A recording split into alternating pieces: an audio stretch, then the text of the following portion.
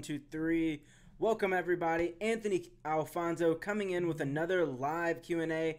In this video, we're going to be discussing affiliate marketing and scaling to 6 figures. In this video, I'm going to give you guys 3 tips that you can implement in your campaigns today. And these are some things to consider to scale your affiliate marketing campaigns.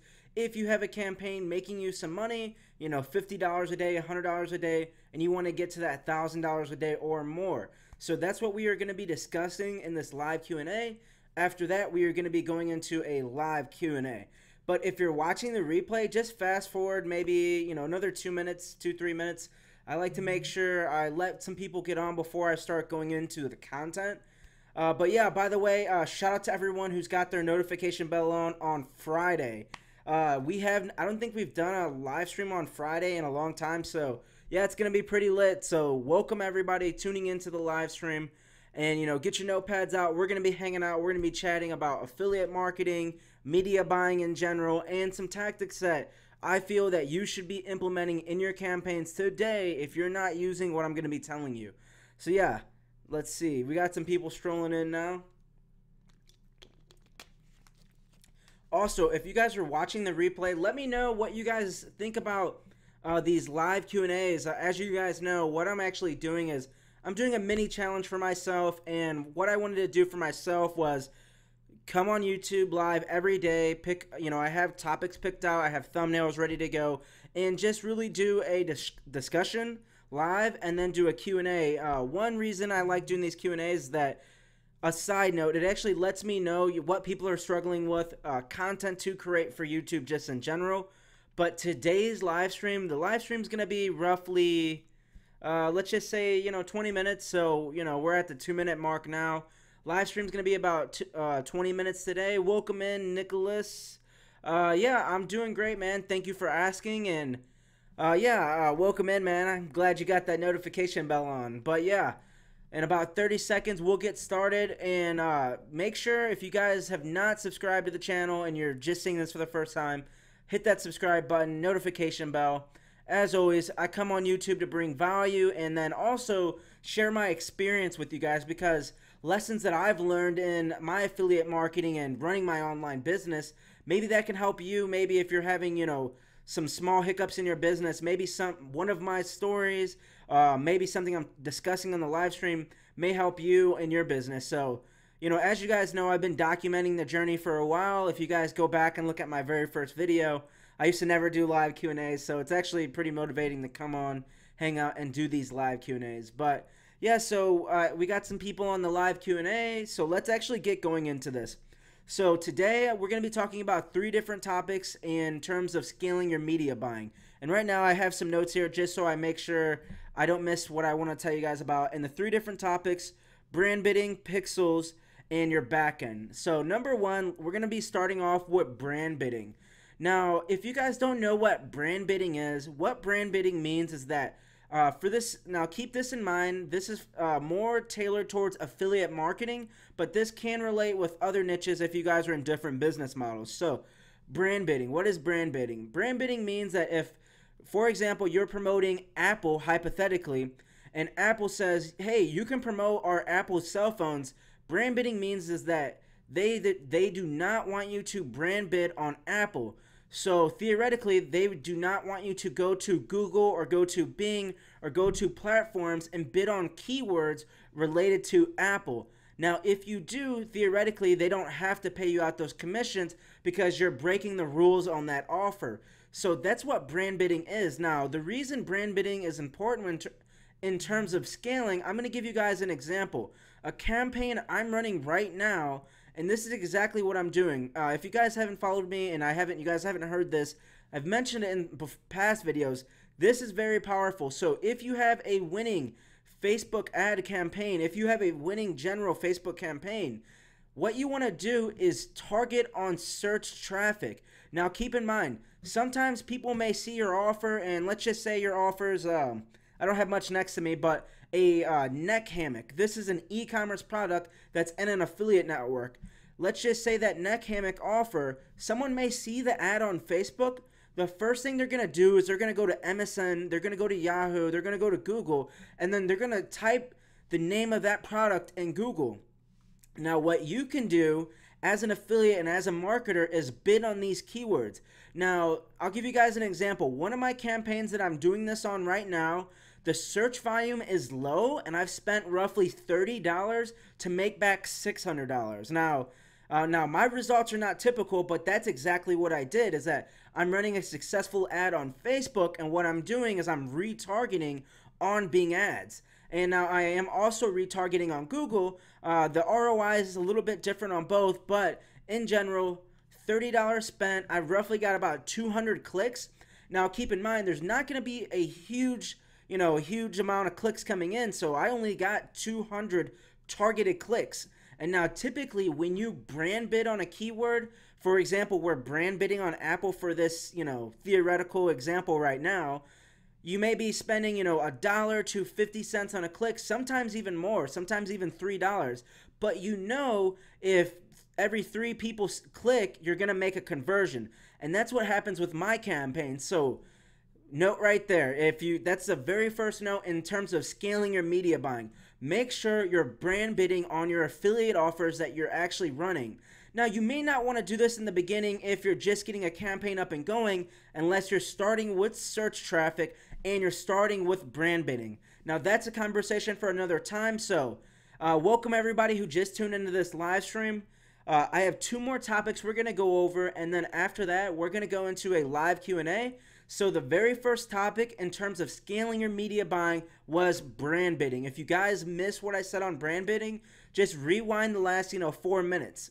Now I'm going to go into pixels. So if you guys do not know what pixels are, when you guys are searching all across the internet, there's pixels everywhere. Facebook's watching you. Snapchat has their own pixels. Different traffic sources use different tracking parameters. So Facebook, we have pixels. Snapchat, we have pixels. Google, they have Google tracking pixels. You can put the JavaScript into your header of your website. But anyways, about the pixels. The most important part of installing your pixel, if you guys are going to be running ads, we're going to say Facebook, for example. There's a lot of people who watch my live Q&As who buy ads on Facebook, run ads on Facebook. What you want to be doing is make sure you're actually doing retargeting. Now, what retargeting is simply when someone comes and they see your affiliate landing page and they see the offer but they do not buy, you want to be retargeting those people. Now, it's very simple to retarget them. I get a lot of questions like, Anthony, how can I retarget them? I really don't know what to say. So I'm going to give you 2 pieces of advice. Advice number 1, find someone similar in your niche and see what they're doing to retarget their customers. And I'll give you guys an example of how a retargeting campaign may sound. Now, keep in mind, this is all on the fly. I'm just kind of thinking about this in terms of the retargeting aspect. What you'll end up seeing on Facebook, you may see an ad that says, hey, what happened? You didn't complete your purchase. Take this percentage off coupon to actually purchase the product. Now, that's one way you can do it. Now, another way you can do it is that you can say, we're back in stock. Now, for example, there's diabetes pills I see on Facebook all the time. And I see a lot of these we're back in stock type style of ads. And then, or you want to add in scarcity on your retargeting. Now, keep in mind, the reason retargeting campaigns work is because you're only retargeting people specific to an event. And the closer they get to a purchase, then your retargeting can change.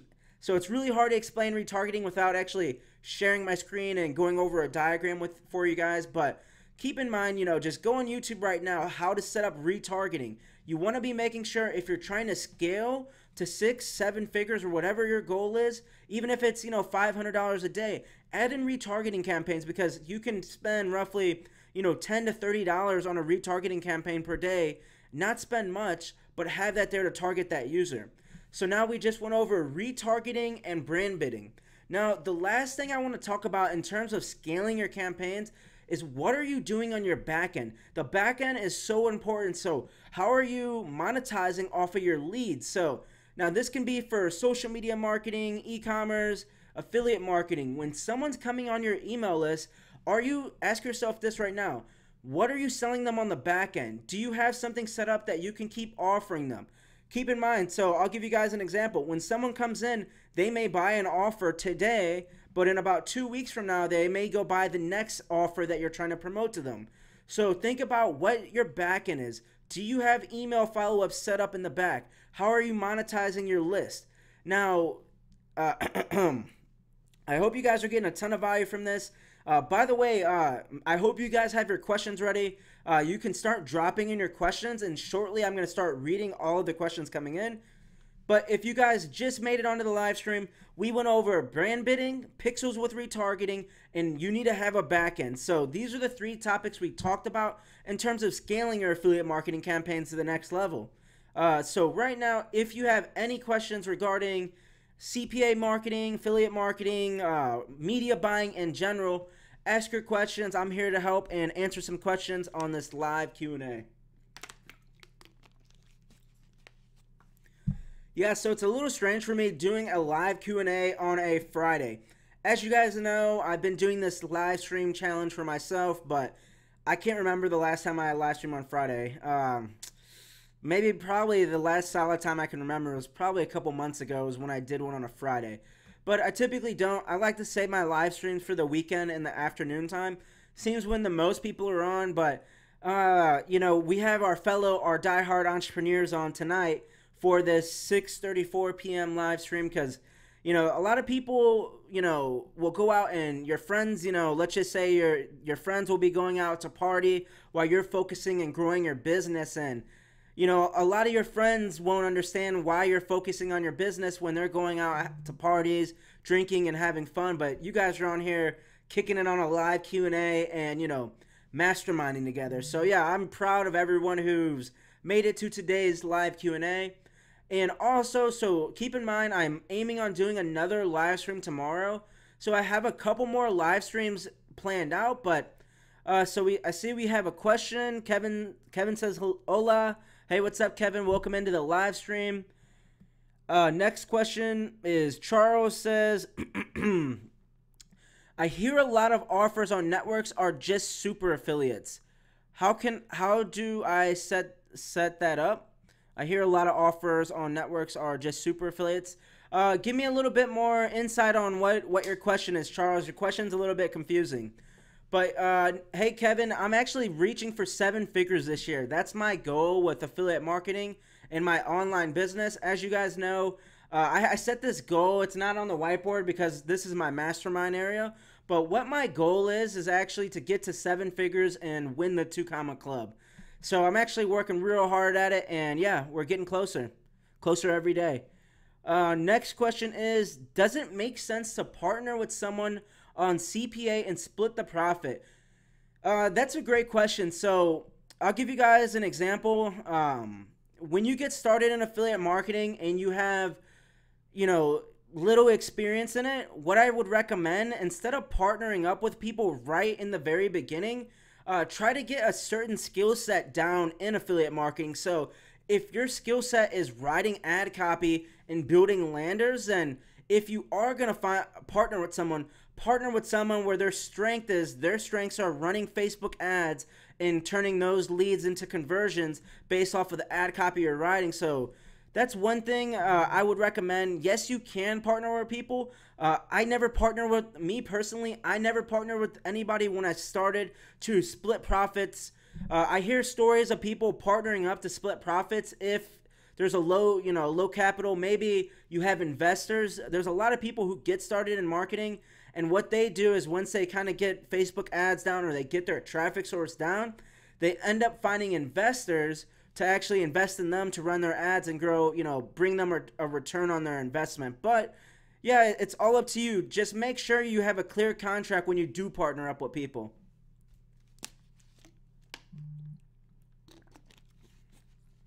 Yeah, let me know where you guys are all tuning in from so far tonight. Yeah. Okay, yeah, my phone keeps going off the chain right now, so I just had to throw it on the ground. Let's see. So the next question is, do you have a LOC? Yes, I do. I recommend getting with a tax advisor. I have a tax accountant on my payroll. I pay my tax accountant once every month, and honestly, it's night and day difference on having a tax accountant.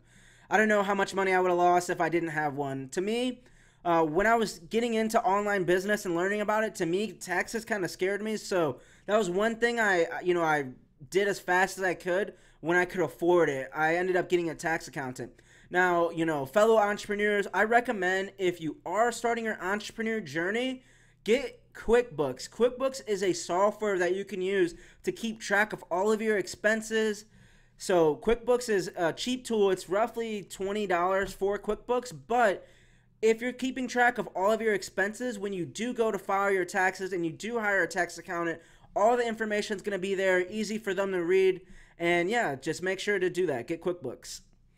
Next question is, example, on one of my networks, they have an offer, but it's a ClickBank product. Give me a little bit more info, Charles, on what's going on with your offers in terms of what's going on.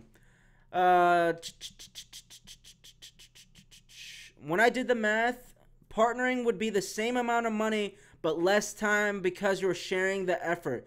Yeah, I've heard of a lot of partnerships going sideways, but yeah, if you have someone that you trust and that's reliable to partner up with, just consider the pros and cons before you dive in. And also too, in terms of doing a partnership, if that's what you're leaning towards and you feel that you have weaknesses that a partner could solve, well then what you could do instead of structuring a partnership is try to outsource that part of the business. So for example, if you feel that landing pages are your weakness, instead of going to partner with someone just for landing pages, just hire them on contingency to finish a project for you. So yeah, that's something I would actually do. Next question is, how many campaigns are you running on average? Currently right now, depending on the traffic source, right now I have about 4 campaigns. Next question, how do you get multiple credit cards for Facebook ads? Reach out to your credit card company. But yeah, guys, drop in your question. So far today, we've been on the live stream for almost 17 minutes. It's actually, it's pretty neat to be on a live Q&A on a Friday night. So I'm assuming you guys are, crushing it and working on your online business and, trying to get to the next level. If you missed what I said in the beginning of the live Q&A, what we discussed on this live Q&A, we were discussing 3 different factors: brand bidding, retargeting with pixels, and focusing on your backend when you're trying to scale your marketing campaigns. But everyone, keep in mind, in the next few weeks, I'm going to be working on a case study to release on YouTube where I do a step-by-step following along where you guys can see my ads, you can see my Facebook page, you can see my tracking, you can see everything when I actually do the campaign and I reveal it on here on YouTube. Next question is by Steven. What do you think of legendary marketing? I think you're referring to the Dave Sharp, legendary marketer. Yeah, I've never taken the training, so I can't really give you an honest review of it, but to each his own. Keep in mind, a lot of programs are built for upsells. So you may join a program for $37, $50, $60, and by the time to where you can position yourself to actually make an income if you end up promoting that company, you'll probably be in, $2,500 to, $7,000, $10,000. Keep in mind, a lot of companies that, a lot of make money online companies, you have to buy in at that level. So if you want high ticket commissions of $1,000, $3,000 per that referral, you have to buy in at that higher ticket price. So keep that in mind in terms of your marketing efforts if you're going to be going direct with a company. And that's what I would call going direct with a company. But yeah, I'm going to answer a couple more questions. I got some training I'm going to be going through tonight. As you guys know, when you're growing your online business, always be open to, growing. So one thing that's helped me get to the next level is reaching out to mentors, who are doing 8 figures and just crushing it in this game. So tonight I'm going to be, honing in on my skills, setting up a couple campaigns, and just going to relax after that. This live stream's been on, guys. It's been a good time. I'm going to make sure I answer one more question because, we got some people on hanging out, and you guys are the action takers. So next question that drops in will be my last question for the live Q&A for Friday. Next question is from Crane RTW. When you say monetize on the back end, do you send affiliate offers from the same vertical? Also, do you write your own copy for your autoresponder, or do you outsource this? Good question. When I very first started, I wrote my own, and then eventually I outsourced some of it. But then what I eventually came to is that I started taking courses and learning more advanced copywriting. So then I transitioned to writing all of my own copy. So all of my copy I write myself. But in terms of when you do you send affiliate offers from the same vertical, I would say send them to the same vertical or a similar vertical. So for example, if you promoted a social media marketing course, maybe on email 20 you're going to be promoting, let's just say hypothetically, a e-commerce course. So these are different things you can do, because keep in mind, everybody, just for Crane RTW, in terms of monetizing your backend, people have shiny object syndrome. So, for example, I'll give you guys an example. If you're promoting the car loan niche, that's an easy example. When people want to get car insurance, they want to get quotes from different car insurance companies. So they're not going to just go to Allstate for their car insurance. Allstate's in the United States, it's a car insurance company. They're going to be shopping around because some car insurance companies will say, $500 a month for car insurance, and some may say $300 a day. So that's an easy way, because people are going to be shopping around, and you just have to find what works best for that niche that you're in to promote different offers of them. But Crane RTW, I appreciate the last question of the Q&A. But everybody, thank you for coming on. I will be going live tomorrow for my live Q&A. We've been on for about 21 minutes. And also, if you missed everything I went over, we went over brand bidding, pixels and retargeting, and just making sure to monetize your back end of your funnel so you can keep scaling your campaigns further. By the way, thank you everybody, and I'll see you guys in the next live Q&A.